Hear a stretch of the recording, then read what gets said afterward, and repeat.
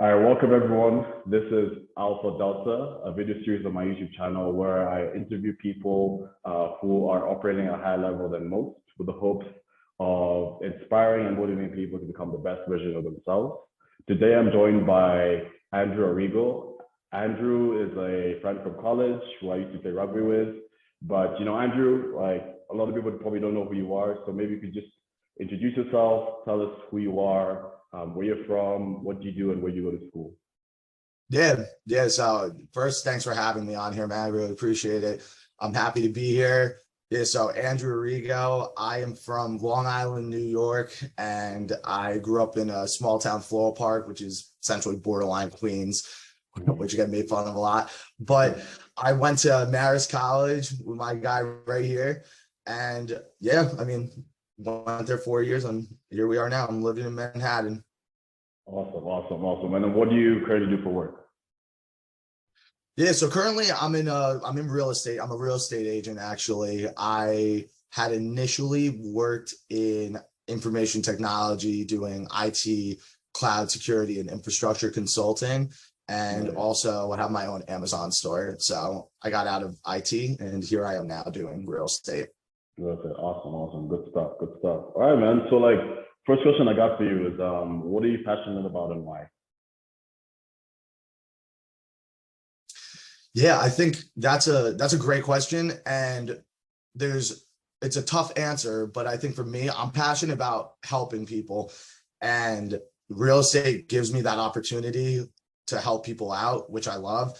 And when it comes to work, I don't know maybe what exactly I'm passionate about from a work perspective just yet, but I think just the impact that I have in whatever that golden job may be, as long as I'm able to help people and have an impact on different people's lives, that's what I'm really passionate about when it comes down to it. Right. That's really cool. So it's definitely about impact, helping people in any way possible, right? That's what you're really passionate about. Awesome. All right, so let's take a step back. Let's look into your childhood, man. What was it like growing up with Andrew Arrigo? What was childhood like? What was high school like? What do you spend a lot of your time doing? Just give us that whole spiel. Yeah. I mean, my childhood was good. I think that I had great parents, great sister, great family. So childhood was nice. I didn't have the strictest family, so I'm grateful I got to do a lot. And at the same time, I'm also thankful that my parents weren't super easy. So I always had a good head on my shoulders growing up. But yeah, growing up, I played sports. I was in music. I was in an a cappella group actually in high school. But I know, which is a fun fact that most people don't expect. Dude, I never imagine. I never what? Yeah. Most people don't see it. But yeah, that's something fun. But yeah, growing up, I did a lot of sports. Football, baseball, soccer, etc., track, and I had a good childhood. It was fun. Small town, like I said, so very close knit when it came to my friends, and I enjoyed it. I really happy and grateful from where I came from. Awesome. So definitely good upbringing. Lots of freedom, but not too much freedom. But yeah, we got a good amount. We were good. Yeah, that's cool, man. That's cool. All right, so can you walk us through how you got to where you are right now? Basically, tell us about your career path.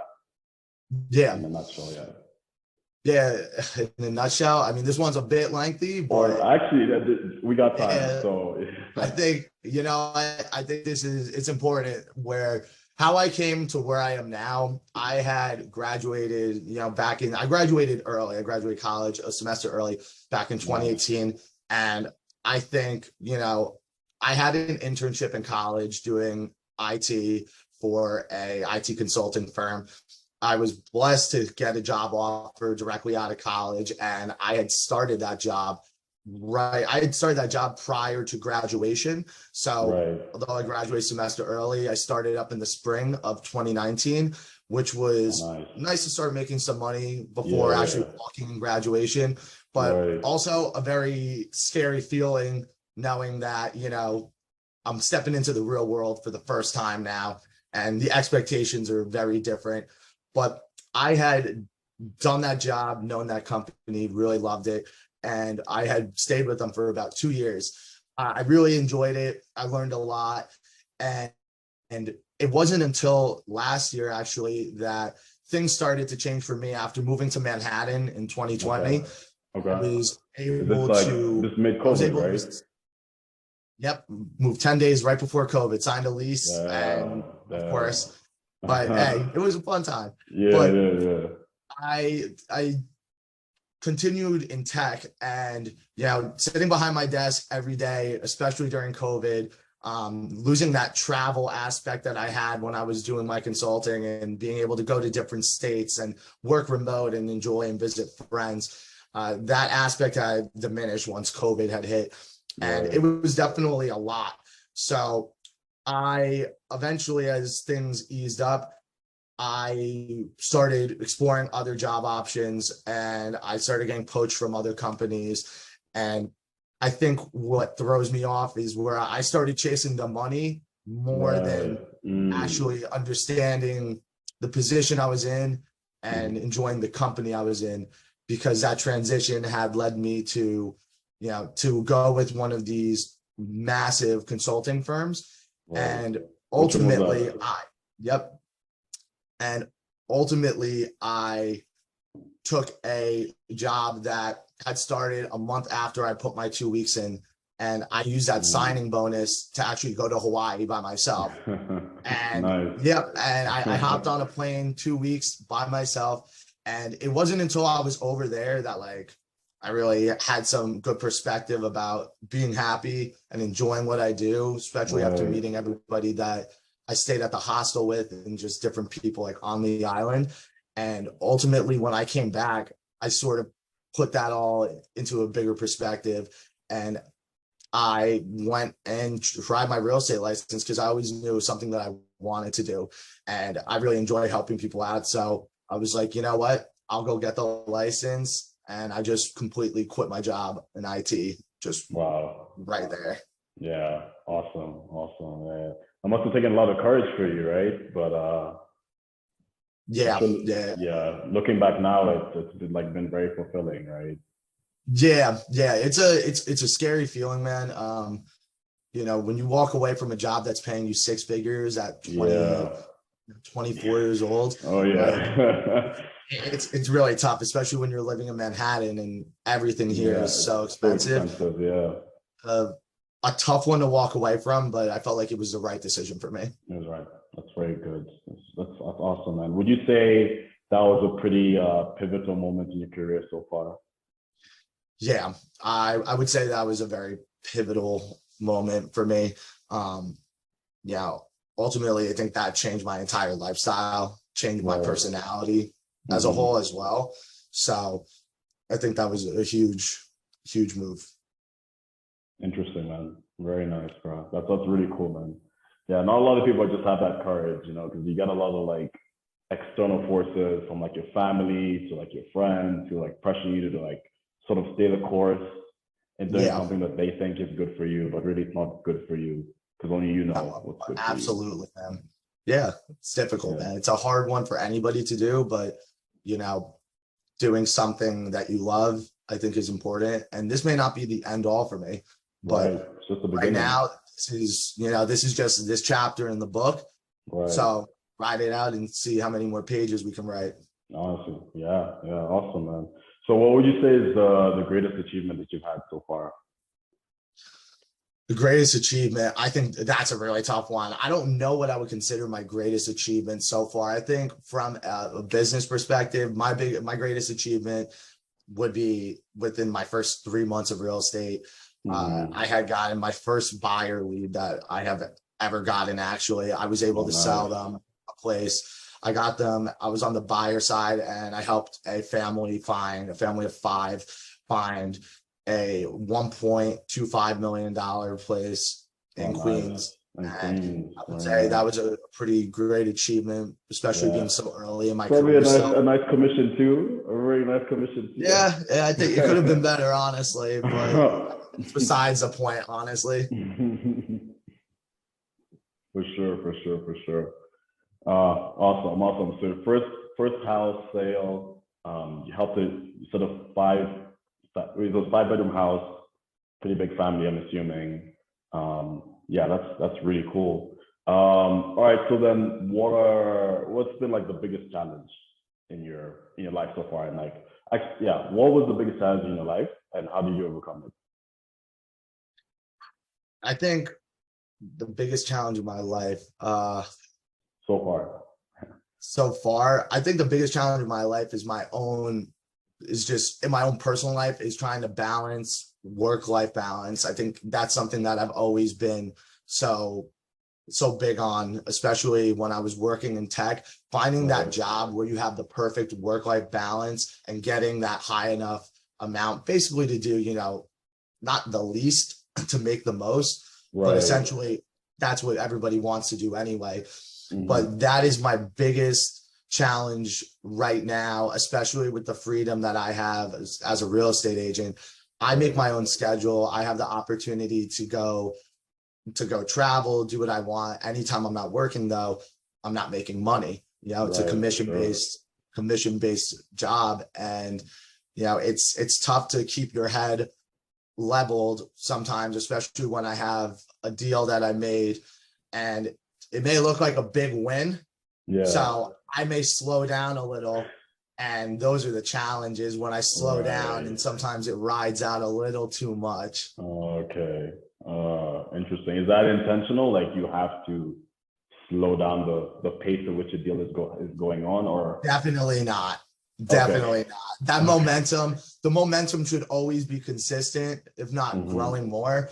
But sometimes, when you get too comfortable, just like anything, once you start getting too comfortable, that's when that's when problems tend to appear. So I say that's my biggest challenge is sometimes I get too comfortable, and that's something that I need to work on to continue growing just in my career, and as a person. Yeah, that's interesting. It's a really good point, actually. It's like, it's very easy when things are good to get comfortable and sort of relax a bit, but you always need to be like applying pressure at every given moment, so that, like you said, so you can keep on growing and improving. 100%. So what advice would you give someone who's trying to achieve the same things that you've done? I think the biggest piece of advice is just start. And it sounds simple. It sounds simple, and it sounds so simple, but everybody who has something great in life, or, has this operating a business or doing something great, got there somehow. And it's never easy in the beginning, because if it was, everybody would be doing it. But starting anything is the hardest challenge. And that may be because of, fear of failure, especially when you're doing something in a public light. Having people, judgment is something that I feel like everybody fears. So just starting something is the biggest piece of advice, because once you start, you just keep pushing through, and it will work out if you're dedicated and motivated. But you just need to make that first initial step. And that's the key, not holding off on something and saying, oh, I'll do it next month, I'll do it after vacation. Just start it. Just starting, right. That's really good advice, because a lot of people, they always get caught up on that first bit, just the starting, the first step, right? Yeah, holds a lot of people back, for sure. Do this, Yeah, you just sort of like, what's the word? And going through analysis paralysis, right? You just think about all the possible direction you could take on this thing, and you just end up in this rut, And I mean, also, I would say also always think about another piece of advice that I really stick with is always look at the positive side of things. A lot of times when we do that, analysis paralysis, we have that. It's because we start overthinking about the negative outcomes rather than the positive outcomes. What happens, what if this doesn't work out, or what happens if this or that? It shouldn't be that way. You should be always thinking, I'm going to do this. These are the positives that are going to come out, because, when you put your intention in a specific way, it will come out. It's when you start focusing on those negative outcomes, that's why those appear, especially when you start getting into your head about it. Yeah. You attract what you focus on. Exactly, man. Yeah. Cool. So yeah, my next question is, where are you heading to, man? And like, what are you hoping to accomplish in the next couple of years? Yeah, in the next couple of years, I'm really hoping to. I really enjoyed the team I'm on right now. I enjoyed working with my senior broker, my other brokers on my team, and to just continue building our business. We have some ideas in mind of, where we're looking to go as a team and what we're looking to put out there, and how we're planning on expanding and doing some other business ventures. But I think for myself, I'm really looking forward to trying to, become my own actual entrepreneur in some sense, just because working under a firm, I'm still working for somebody, but I want to be doing something that I can call my own, whether that be e-commerce, but ultimately creating passive income and doing that myself. Nice. Very cool. It's important, man. It's really important. Like, a lot of that stuff is very key. Like trying to build your own wealth, trying to seek financial freedom. It's all very, very key. Cool. So the next set of questions are going to be a bit more personal, not so much professional. And the first question I have for you is, do you practice self-improvement? I do. I read. I read a decent amount. I should be reading more, but I just started getting into reading more this year. I think that, just from everybody that I've met with who does read a lot, it's just like, as we grow up as adults, shying away from the TV and like all the BS of, crap shows we're watching, like reading books and looking at people's different perspectives definitely helps me with my own self-improvement. Watching TED Talks, I actually feel like, hearing it from people who came from a situation like us as normal kids growing up to, where they are now, that they're on a stage at a TED Talk, and I just look at that, like, how can I get to that next level and be there? What do I need to do myself? Right. Interesting. What's your favorite book? My favorite book, I don't even know what I would say my favorite book is, honestly. What's the last book that you read that you really enjoyed? Well, right now I'm reading, right now I don't even know what I'm reading. It's how long it's been since I picked it up. But I want to start like the Celestine Prophecy, which I had started, but I'm going to restart, which is about, basically talking about like where we are in our lives and like why we're in this exact position we're in.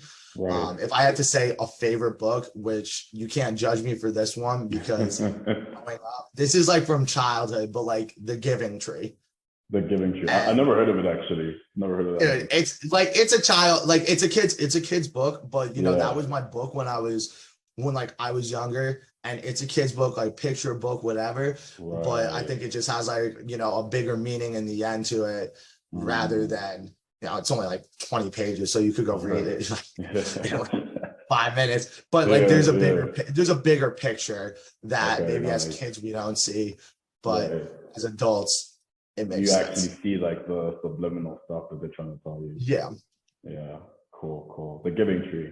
All right, I'll check it out. Cool. And then like, so what is one area of your life that you feel you could improve on?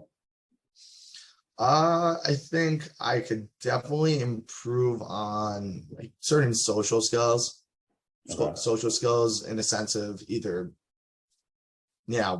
understanding people better and like not coming off so electric with some people, and like being able to level with the people that I'm talking with. Sometimes like controlling my excitement or that feeling of like pushiness, but I think that that's something that I need to improve on, because every situation, you got to be able to adapt with whoever you're speaking with.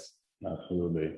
I agree with that. Yeah. People are interesting for sure. Like, you never know, like no person is the same, essentially. So like you said, you always have to adapt to the people you're speaking with.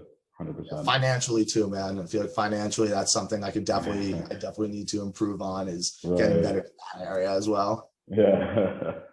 Yeah, for sure. Yeah, it's important. It's definitely very important. So cool. So next question.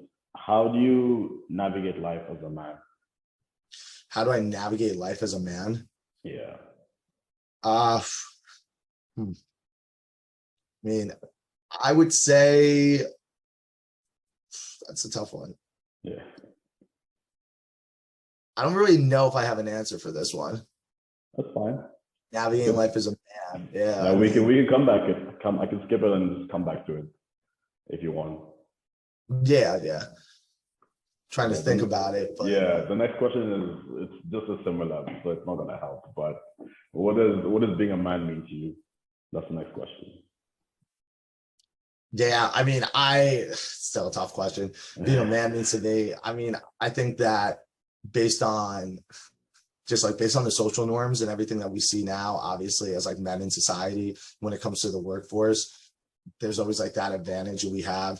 And I think from like a family perspective, like I want to be the one to be able to like, not say I want my significant other to not be doing anything, because I fully support women working, and, you know, like even if they outshine me, I'm happy with that, you know. But I think as a man, like I want to be able to know that like I'm able to support, you know, a family one day, and like working hard to get to what that old fashioned kind of, you know, like create something out of yourself and support yourself and be able to support, you know, family as well. Yeah, no, definitely. I agree with that. It's, you know, being able to provide, protect, and care for like your family and the people you really care about. Yeah, I think that's really important for just any man in general, being able to do that.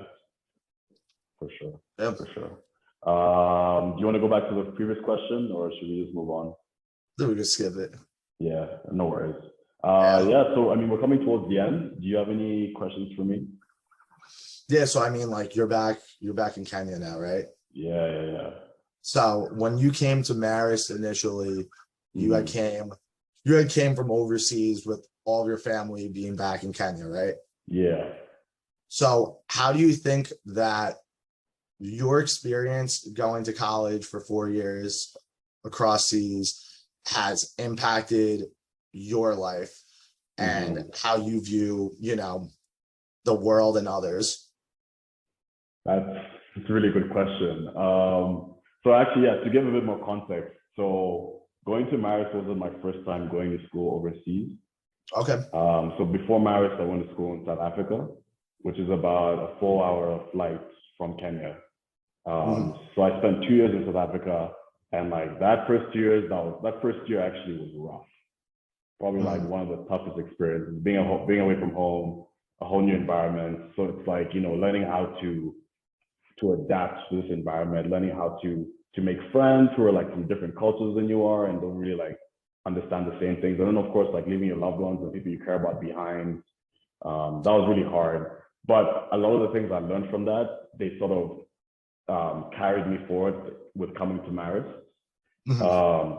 So I feel like a lot of these experiences has just generally made me a more open person to different people, like perspectives, cultures, all things that make people like unique, right? So I think that's just the benefit of traveling and like, you know, leaving your hometown and like going to see the world and meeting other people, is that it just makes you more open, and you just realize just how, like, even though there are a lot of differences, but there are a lot of similarities between people, and like we sort of have a shared understanding of each other, you know, in a sense, and you just gain that from just like meeting and interacting with people at the end of the day. Yeah, no, that's great, man. Yeah. So yeah, Marist was a great experience. I mean, I really enjoyed Marist. Pros and cons, of course, but it was overall, I think I genuinely had a pretty good experience. Got nothing bad to say about Marist.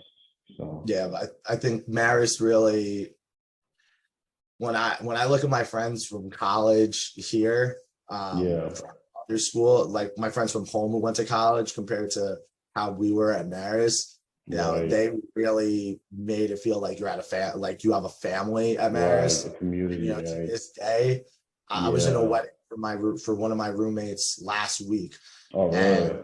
yeah, Interesting. I know it's coming. Things are coming up quick, man. Oh, People, it's yeah. like, It's that time, man. It's that yeah, time. I know. I but know. It's stressful. it's crazy because most people I feel like don't have the same college experience as we do, and you know, Yeah. everyone's still communicating with the people that we went to school with, and that's like everyone here. Like I consider you my brother. I consider everybody, Right. know, my Absolutely. family, brothers, sisters. Yeah. Yeah. Awesome. All right, man. So this thing's about to end in like 10 minutes, Yeah. unfortunately. So final remarks. Where can people find you, and is there anything that you want to plug to this show? Yeah. So they could find me on Instagram, Andrew_Arrigo, Arrigo. Yeah, shoot me a follow if you're interested. Right. That's the Probably real add me out your there. LinkedIn as well, right? Yeah, LinkedIn, you can find me Andrew Arrigo. Yeah. Don't worry. I'll put all the links in like the description and everything. So it's all good. Yeah, man. So yeah, I mean, thank you so much for doing this. I mean, I really appreciate you having on. This has been really great. We should definitely keep in touch, keep talking. Going to wrap up this video right now. So thank you everybody for watching this episode of Alpha Delta. I'm your host, Joe, and this is my guest, Andrew Arrigo. And from us, peace. Peace out, guys. Thank you.